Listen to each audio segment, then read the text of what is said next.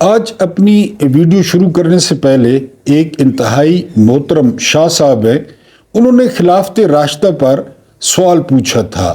تو میری جو ذاتی رائے ہے وہ یہ کہ میں خلافت راشدہ کو 4 خلفاء تک محدود رکھتا ہوں، اور اس کے بعد بعض مفکر کہتے ہیں اور بات کسی حد تک ٹھیک بھی ہے کہ جو پرنس حسن ابن علی رضی اللہ تعالیٰ عنہ اینڈ علیہ السلام، ان کی خلافت بھی خلافت راشدہ میں کنسیڈر ہو سکتی ہے۔ تو اس کے بعد تو جی ملوکیت تھی، بادشاہت تھی، اور وہ بادشاہت کے جو نتائج ہیں، جو کانسیکوینسز ہیں، تو وہ آج تک ہم بھگت رہے ہیں۔ تو میری ذاتی رائے میں آپ اختلاف رکھ سکتے ہیں، جو خلافت راشدہ تھی وہ 4 خلفاء پر مشتمل تھی۔ بسم اللہ الرحمن الرحیم، میں محمود نیازی ہوں، السلام علیکم ورحمۃ اللہ وبرکاتہ۔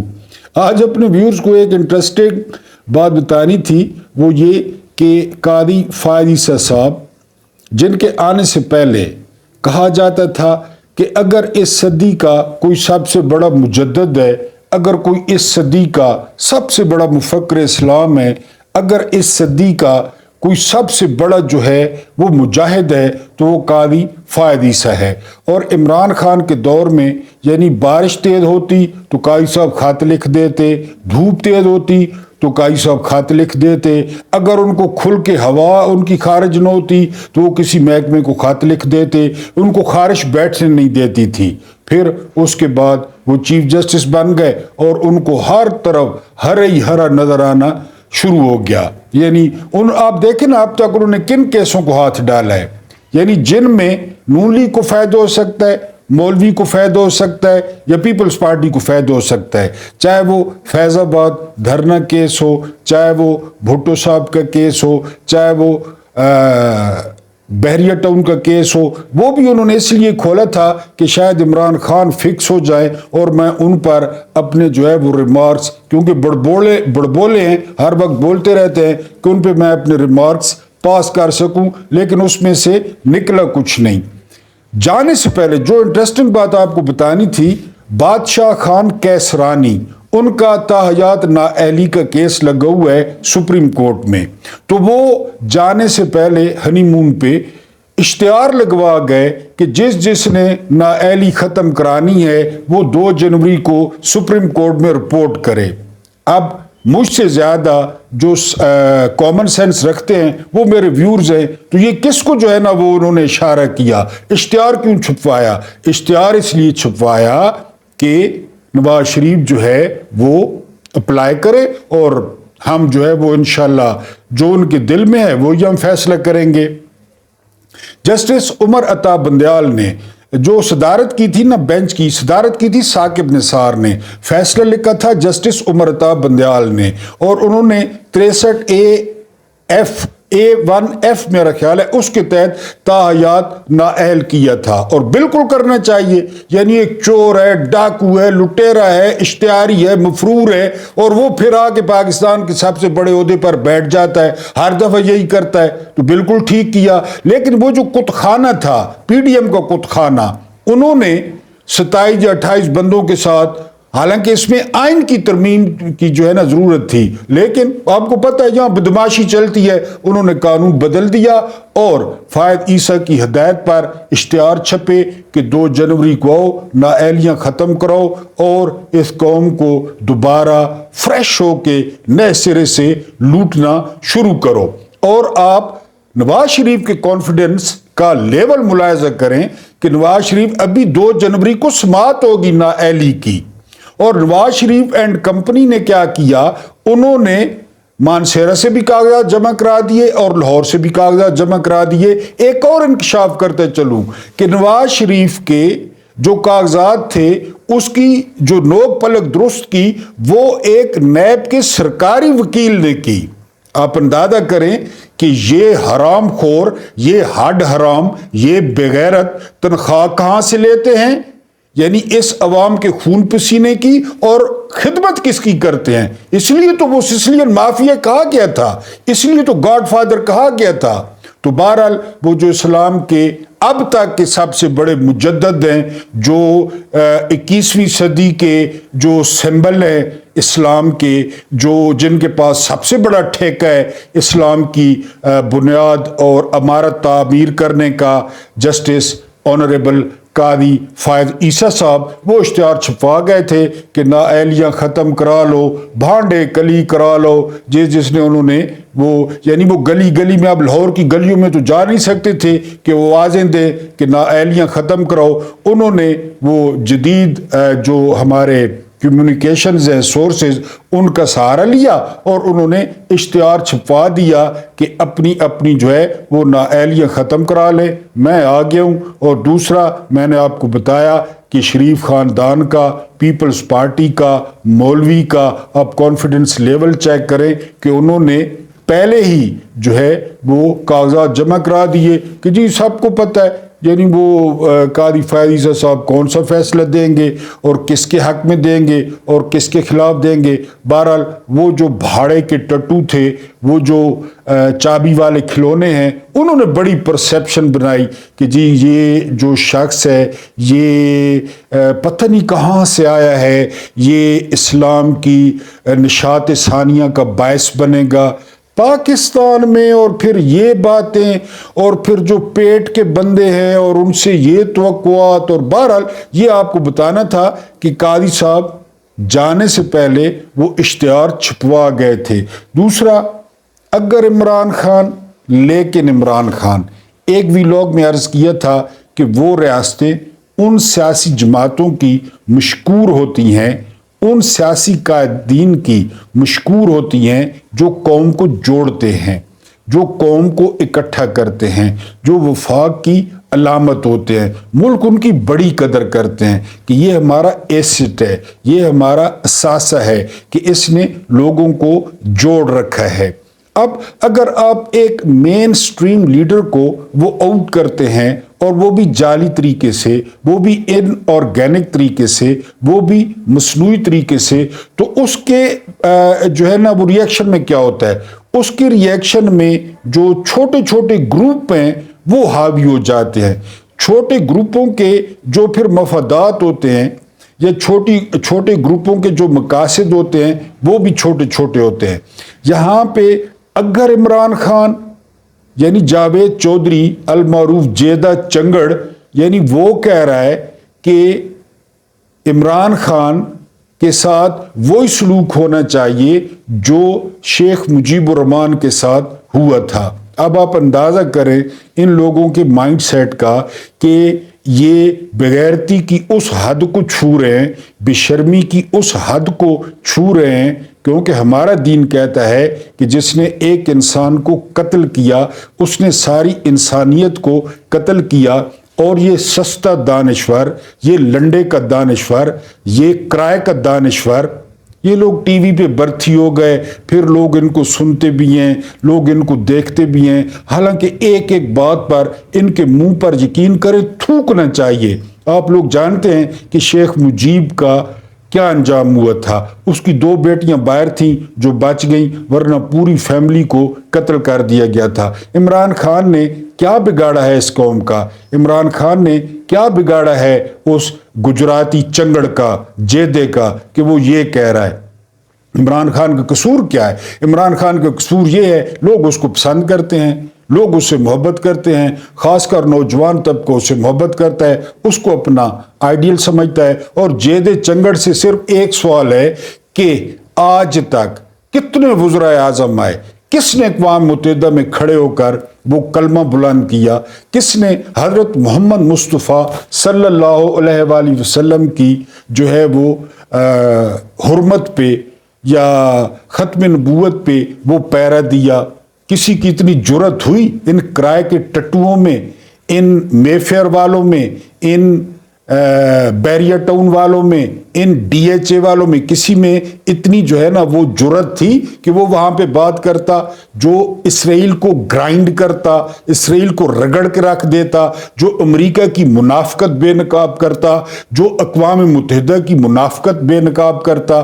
تو یہ جیدے چنگڑ جیسے یہ وظیفہ خار چند ٹکوں کی خاطر، یعنی یہ جو ہے پھر یہ پتہ نہیں دولت کہاں لے کے جائیں گے کہ ادھر یوٹیوب پہ، ادھر ٹی وی پہ، ادھر اخباروں میں، اور چونکہ بیسیکلی میں نے ایک دفعہ کہا تھا نا کہ پاکستان کا پرابلم یہ ہے کہ یہ چھوٹے لوگ یہ اونچے اونچے عہدوں پر پہنچ گئے، پھر یہ جو خباثت ہوتی ہے دیہاتوں کے کمی کموڑے، یہ پھر جو خباثت ہوتی ہے ان کی باہر آتی ہے، ان کے منہ سے جس طرح وہ پیچس نکلنے کی جگہ کوئی اور ہے لیکن ان کے منہ کی طرف سے پیچس نکلتے ہیں۔ تو جو سیاست ہے نا وہ گھوم رہی ہے اگر عمران خان، لیکن عمران خان، اگر عمران خان آ گئے، اگر عمران خان کی ضمانت ہو گئی، اگر عمران خان کو بلے کا نشان مل گیا، اگر عمران خان کے کاغذات منظور ہو گئے، لیکن پھر وہ گلی گلی میں پھانسیاں دے گا، لیکن وہ سولیوں پہ چڑھائے گا، چڑھانا بھی چاہیے۔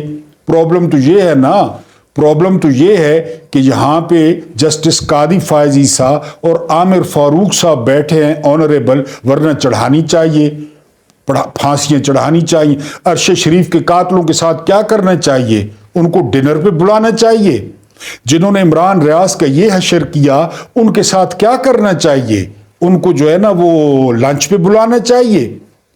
جن لوگوں نے صابر شاکر کو جو ہے وہ جلاوطن کیا، جنہوں نے ڈاکٹر معید پیر زادہ کو جلاوطن کیا، ان کے ساتھ کیا کرنا چاہیے؟ کاش عمران خان ایسا کر سکتے۔ ہم تو یعنی میں بول رہا ہوں نا، میں اگر میری پھانسی بنتی ہے تو مجھے بھی چڑھا دیں۔ تو پوری جو سیاست ہے، اور میرے ویورز وہ اپنے کمنٹس میں لازمی لکھیں کہ آپ نے پاکستان کی تاریخ میں جتنا کچھ عمران خان کے ساتھ ہوا یا ہو رہا ہے وہ کسی سیاستدان کے ساتھ ہوا، اور پھر کسی سیاستدان کے خلاف وہ کمیونسٹ ANP، اسلام کا ٹھیکیدار فضل الرحمان، دائیں بازو کی نون لیگ، بائیں بازو کی پیپلز پارٹی، وچلے بازو کا اختر مینگل، اور جو ہے نا دائیں ٹانگ کا جو ہے نا وہ MKM والے، سارے کٹھے ہیں۔ آپ یعنی ایک کرزمیٹک پرسنالٹی دیکھیں نا، Imran Khan versus the rest, یعنی یہ سارے، اور کسی سیاستدان کے ساتھ، چاہے وہ بھٹو صاحب ہوں، چاہے وہ الطاف حسین ہوں، چاہے وہ کوئی بھی آپ نام لے لیں، یعنی اس طرح ہوا کہ وہ اب اون چودھری کو تیار کر رہے ہیں، وہ کرلا جس کا انسانوں کی طرح منہ نہیں ہے، جو عمران خان کے سامنے ٹیشو پیپرز کا ڈبہ لے کر کھڑا ہوتا تھا، وہ اب لیڈر ہے، اور اس کو عینی شاہد بنایا جا رہا ہے زنا کا، کہ وہ عینی شاہد ہے۔ آپ امیجن کر سکتے ہیں ان کی پستی کا، ان کی بغیرتی کا، ان کی بے شرمی کا، اور وہ کر رہے ہیں۔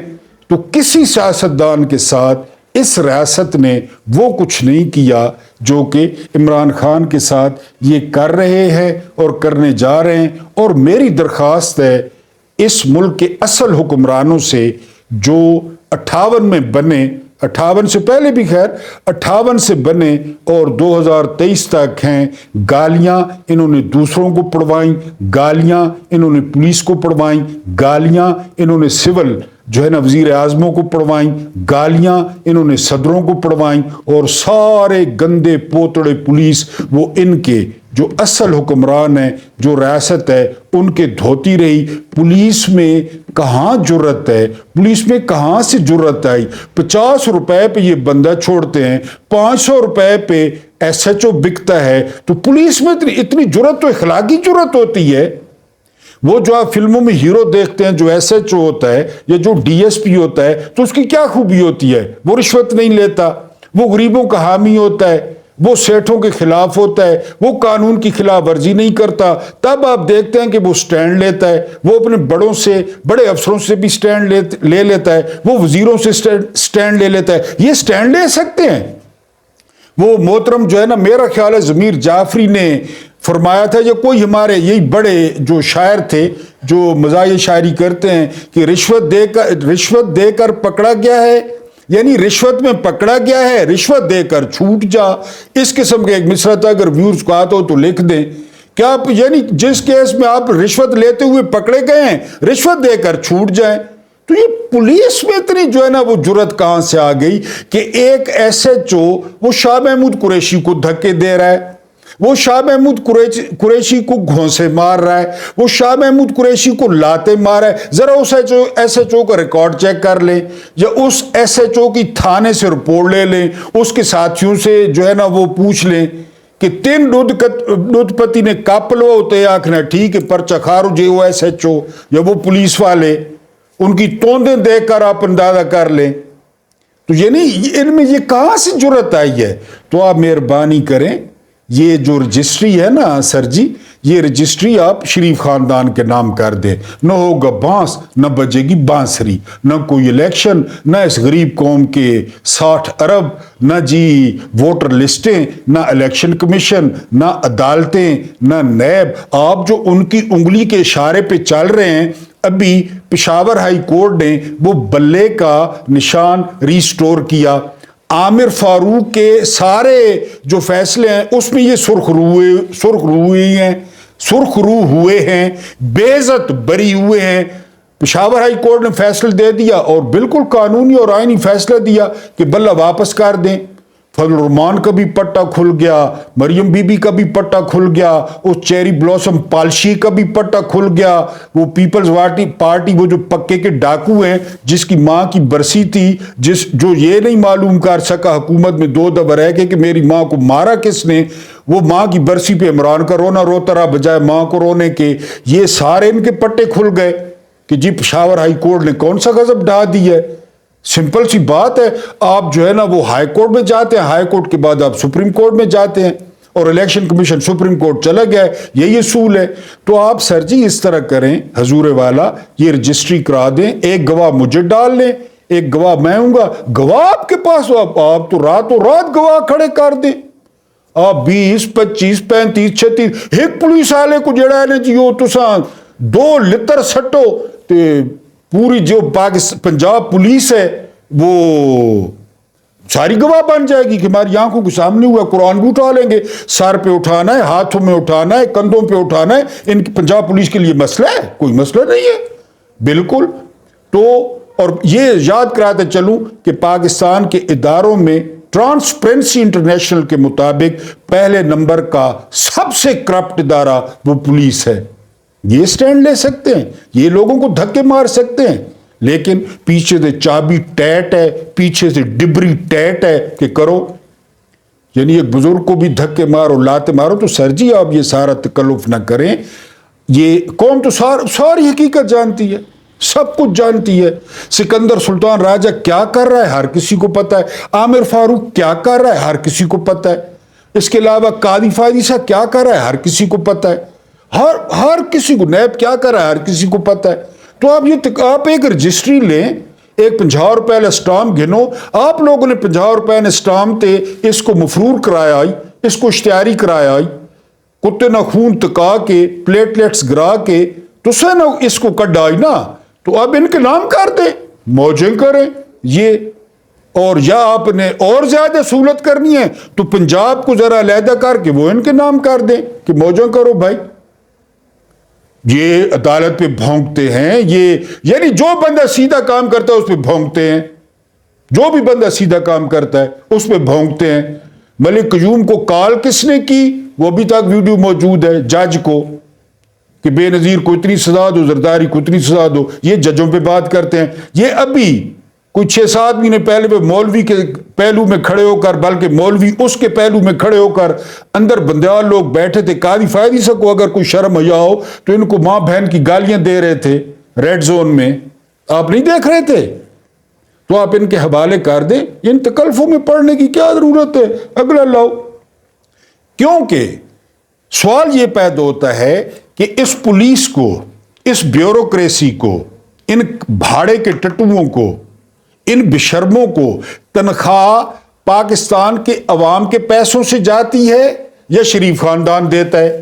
یا تو آپ ان کو شریف خاندان کا ملازم ڈکلیئر کر دیں کہ جی یہ شریف خاندان کے ملازم ہیں. سندھ میں جو پولیس ہے وہ تو خیر آلریڈی زرداری کی ملازم ہے, آپ کیا کر سکتے ہیں, آپ کیا اکھاڑ سکتے ہیں, کچھ کر سکتی ہے ریاست تو کرے, وہ ان کے ملازم ہے. وہ جس کو مرضی ہے کسی صحافی کو مار دیں, کسی صحافی کو نالے میں پھینک دیں, کیا کر سکتی ہے ریاست. ریاست کی اپنی کیا کریڈیبلٹی ہے.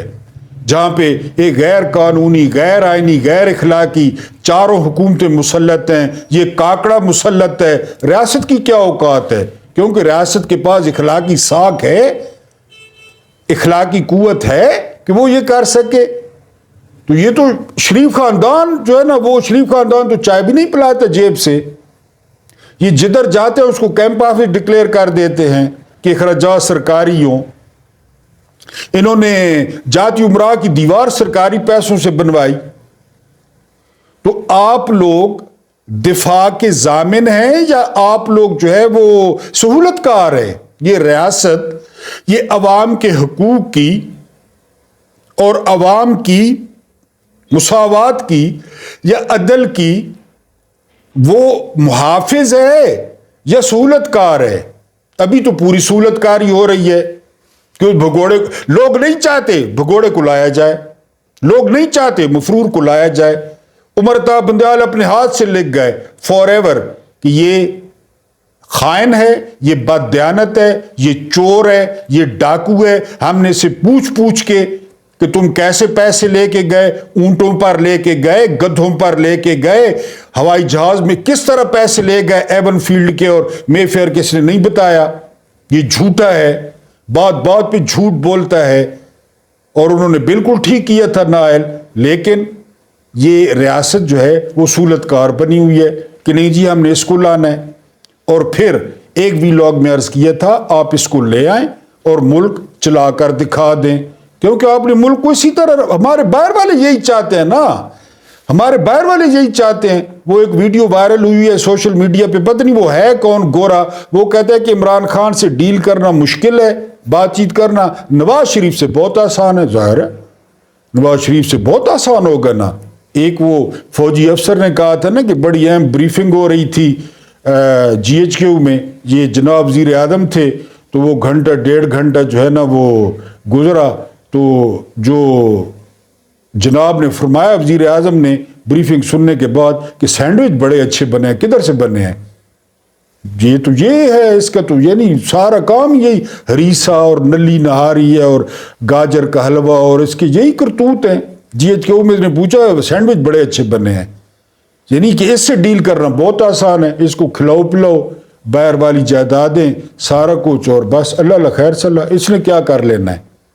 تو یہ تنخواہ شریف خاندان اگر دیتا ہے تو ٹھیک ہے، ظاہر ہے وہ تنخواہ دیتا ہے۔